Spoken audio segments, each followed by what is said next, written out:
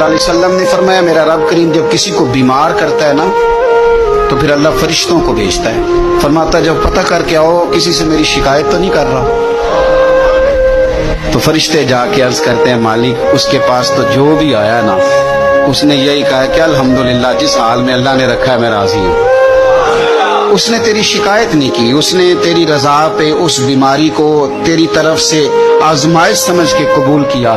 मेरे नबी करीम अलैहिस्सलातु सलाम फरमाने लगे, रब फरमाते हैं फरिश्तों गवाह हो जाओ, अगर मैं इसे इस बीमारी से शिफा दूंगा तो जो इसके पास खून है इससे बेहतर खून इसे अता करूंगा, और जो इसके पास गोश्त है इससे बेहतर इसे गोश्त अता करूंगा, और अगर मैं इसे इस बीमारी में वफात दूंगा तो फिर मैं इसे जन्नत अता करूंगा। अगर शिफा दूंगा तो बेहतरीन शिफा दूंगा, और अगर वफात दूंगा तो फिर जन्नत दूंगा। जब आप हौसला